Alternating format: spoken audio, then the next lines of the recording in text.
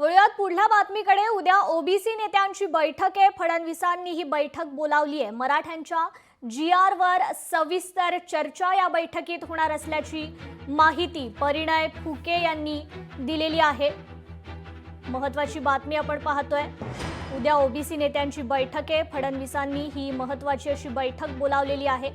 मराठ्यांच्या जीआर वर या बैठकीत सविस्तर चर्चा होणार असल्याची माहिती परिणय फुके यांनी दिली आहे।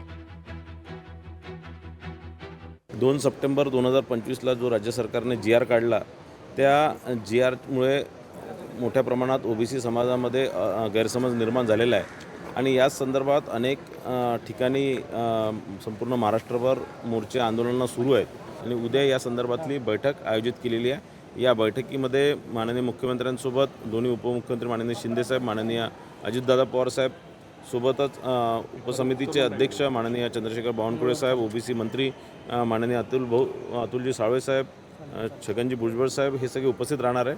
सोबतच ज्यांनी हे सगळे आंदोलन पुकारले ते विरोधी पक्षाचे नेते माननीय विजय वडेट्टीवारजी असतील किंवा लक्ष्मण हाकेजी असतील, डॉक्टर बबनराव तायवाडे असतील, हे सगळे आणि महाराष्ट्रातील प्रमुख ओबीसी नेते या बैठकीला उपस्थित राहणार आहेत। नाही, आता आम्हाला सुद्धा त्या सभेचं नियंत्रण आलेलं आहे आणि 10 लोकांचं शिष्टमंडळ तुम्ही या चर्चेला या सह्याद्री सभागृहामध्ये दुपारी 1 वाजता अशा प्रकारचं ते निमंत्रण आहे।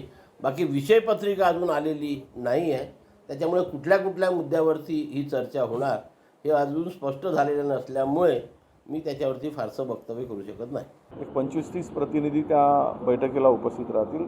कालच मी 40 ओबीसी नेत्यांची यादी मुख्यमंत्र्यांच्या कार्यालयाकडे पाठवलेली आहे आणि त्या सर्वांना बोलवून घ्या आणि समाधानकारक तोडगा काढा अशी मागणी आमच्या मुख्यमंत्र्यांच्याकडे असणार आहे। त्यामुळे तोडगा काय निघत असेल किंवा उद्या काही सकारात्मक निर्णय झाला तरी आमचा मोर्चा हा निघणार आणि मोर्चाच्या पुढे येऊन महाराष्ट्र ओबीसी जनतेला सरकारच्या प्रतिनिधी येऊन सांगावं की आम्ही काय काय केलं आहे आणि काय करणार आहोत। हे त्यांनी जर सांगितलं तर ओबीसी समाज बांधवांचा राग शांत होईल। लोकशाही मराठी ऐका, पहा, जागरूक रहा।